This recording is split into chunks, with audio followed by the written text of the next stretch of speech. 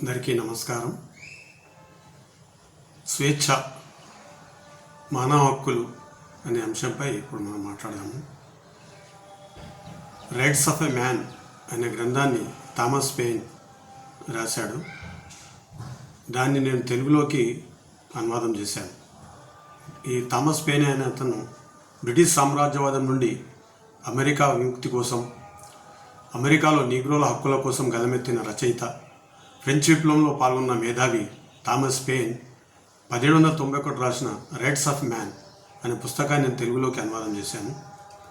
మానవ హక్కులు అనే పేరుతోనే స్వేచ్ఛ భావనపై 19వ శతాబ్దపు మేధావులైన John Milton, Thomas Paine, Karl Marx, John Stuart Mill, George Orwell రచనలను, ఈ స్వేచ్ఛ అనే భావనపై వాళ్ళు చేసిన రచనలను సంకలనం చేసి నా మిత్రుడు Annapaneni Gandhi peacock classics publication ద్వారా 2003లో ప్రచురించాడు. ఈ మానవ హక్కుల గురించి, స్వేచ్ఛ గురించి థామస్ పెయిన్ ఏం చెప్పాడో, ఆయన గ్రంథంలో ఏం చెప్పాడో మనం ఇప్పుడు తెలుసుకుందాం. ఇప్పుడు బ్రిటిష్ సామ్రాజ్యవాద కాలం లోపల అప్పుడు బ్రిటిష్ పార్లమెంటు రాచరిక వ్యవస్థ, బ్రిటిష్లో ఉన్న రాచరిక వ్యవస్థను సమర్థిస్తూ ఎడ్మండ్ బర్కీ అనే అతను దాని చట్టబద్ధతను, దాని శాశ్వతత్వాన్ని, రాచరిక శాశ్వతత్వాన్ని వకాలత తీసుకొని ఎన్నో రచనలు చేశాను. అతన్ని ఖండిస్తూ చాలా తార్కిక బుద్ధితోని, మేధోపరమైన అంశాలతో ప్రశ్నిస్తూ ఇందులో థామస్ పెయిన్ చాలా చక్కగా వివరణ ఇచ్చాడనమాట. ఇందులో ఎడ్మండ్ బర్కీ ఏమంటాడంటే, ప్రజల సాక్షిగా లార్డ్స్ అండ్ కామన్ సభలు రెండు తమ వారసులు, భవిష్యత్ తరాలు కూడా రాచరికానికి సదా విధేయులుగా ఉంటాయి. ఈ చట్టం మనకు, మన వారసులకు, ముందు తరాల వారికి, రాజవంశానికి, వారి వారసులకు, వారి ముందు తరాలకు శాశ్వతంగా అనంతకాలం వరకు విధేయులుగా వచ్చేస్తుంది అని, అంటే రాచరికానికి సమర్థిస్తూ చేసిన బ్రిటిష్ పార్లమెంటు చట్టం శాశ్వతమైనది, అన్ని తరాలకు వర్తించేదని అతను చేశాడనమాట. దీన్ని ప్రశ్నించి థామస్ పెయిన్ చాలా చక్కగా చెప్పాడనమాట. ఇంత అద్భుతమైన తార్కిక శక్తితో ప్రశ్నిస్తే ఏమన్నా అంటే, బ్రిటిష్ పార్లమెంటు 1988లో తమ తరఫున, ప్రజల తరఫున ఆ కాలానికి అవసరమైన చట్టాన్ని చేసింది. అలా చేసే హక్కు వారికి ఉంది. కానీ భవిష్యత్ తరాల తలరాతను శాసించే శాశ్వత చట్టాలను చేసే హక్కు వారికే కాదు, ఎవరికీ లేదు. అలా ఉందనుకోవడానికి కారణాలు రెండు. ఒకటి, చట్టాన్ని చేసే అధికారం ప్రజలు పార్లమెంటుకు ధారాదత్తం చేయడం. రెండు, పార్లమెంటు ఏ చట్టమైనా చేయవచ్చని ఊహించుకోవడం. మొదటి దానిని మనం ఆమోదించవచ్చు, కానీ భవిష్యత్ తరాలను శాశ్వతంగా శాసించి బంధించే చట్టాలను చేసే హక్కు కానీ, ప్రపంచం ఎలా ఉండాలో, ఎవరు పరిపాలించాలో శాశ్వతంగా నిర్ణయించే అధికారం కానీ ఏ పార్లమెంటుకు, ఏ వర్గానికి, ఏ తరానికి గతంలో లేదు, వర్తమానంలో లేదు, భవిష్యత్తులో ఉండబోదు. అమలు చేయడం సాధ్యం కాని అలాంటి చట్టాలు, తీర్మానాలు చేసే అధికారం ఎవరికీ లేవు, చేసినా చెల్లవు. అందువల్ల తమ అధికార పరిధిలో లేని, అమలు చేయడానికి వీలు కాని చట్టాలు చేసినా చెల్లవు. తమ ముందు తరంలాగే ప్రతి తరానికి కూడా తమ సమస్యలను స్వయంగా పరిష్కరించుకునే స్వేచ్ఛ ఉంది. కాబట్టి ఆయన ఏమన్నాడంటే, దీన్ని ప్రశ్నిస్తూనే మనిషికి ఉన్న హక్కులను మూడు రకాలుగా వర్గించాడు. ఒకటి సహజ హక్కులు, పౌర హక్కులు అనేవి. దానికి హక్కుల గురించి ఆయన వివరిస్తే ఏమన్నాడు అంటే, సహజ సిద్ధమైన మానవ హక్కులే అతని పౌర హక్కులకు పునాది. ఈ రెండింటికి మధ్య తేడా తెలుసుకోవాలంటే వాటి లక్షణాలు తెలుసుకోవాలి. సహజ హక్కు మనిషి ఉనికి, అస్తిత్వానికి సంబంధించిన హక్కు. మేధో సంబంధమైన హక్కులు పొరుగువారిని బాధించకుండా తమ సుఖ సంతోషాలకు తోడిపే హక్కులు సమాజ హక్కులు. మానవ సమాజంలో సభ్యునిగా అతనికి ఉండే హక్కులు పౌర హక్కులు. ప్రతి పౌర హక్కుకి పునాది మానవ సహజ హక్కులే. అయితే పౌర హక్కులను అమలు చేయడానికి వ్యక్తిగా అన్ని వేళలా అతని సామర్థ్యం ఉండకపోవచ్చు. భద్రత, రక్షణ వంటివి ఈ కోవకు చెందిన పౌర హక్కులే. సమాజంలో భాగంగా అతనికి ఉమ్మడి హక్కులతో పాటుగా విడిగా వ్యక్తిగత సహజ హక్కులు ఉంటాయి. మేధో సంబంధమైన, మత సంబంధమైన హక్కులు వ్యక్తిగతంగా అమలు చేయగల సామర్థ్యం ఉన్న సహజ హక్కులు.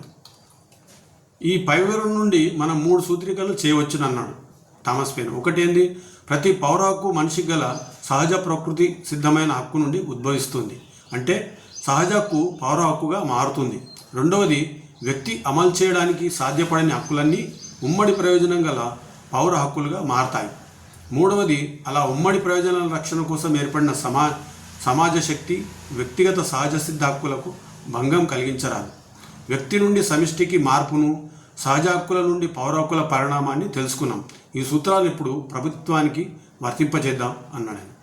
అలాగే రాజ్యాంగం గురించి కూడా ఆయన చాలా కీలకమైన వ్యాఖ్యలు చేశారు. తాను అప్పుడే 1781లో ఆయన ఏమన్నా అంటే, రాజ్యాంగం మిథ్య కాదు, అది కేవలం ఒక ఆదర్శం కాదు, అది వాస్తవం. అదృశ్య రూపంలో అది ఉండదు. ప్రభుత్వాలు ఏర్పడకముందే రాజ్యాంగం ఉండేది. రాజ్యాంగం వల్లే ప్రభుత్వాలు ఏర్పడ్డాయి. ఒక దేశ రాజ్యాంగం ఆ దేశ ప్రభుత్వం చేసే చట్టం కాదు. ప్రభుత్వాన్ని ఎలా ఏర్పాటు చేయాలో, ఎలా నడపాలో, దాని అధికారాలు, ఎన్నికల పద్ధతి, పార్లమెంటు కాలపరిమితి, కార్యనిర్వహణాధికారుల అధికారాలు, పౌర ప్రభుత్వ సంస్థల నియమ నిబంధనలు, వాటి అధికార పరిమితులు, వీటన్నిటినీ సమూహారమే రాజ్యాంగం. రాజ్యాంగ సూత్రాలను మనం గీటురాయిగా తీసుకుంటాం. రాజ్యాంగంలోని అధికరణాలను ఉదాహరిస్తాం. ప్రభుత్వం చేసే చట్టానికి, దానికి నిర్వచించి అమలు చేసే న్యాయస్థానానికి మధ్య ఉండే సంబంధమే రాజ్యాంగానికి ప్రభుత్వానికి మధ్య ఉన్నది.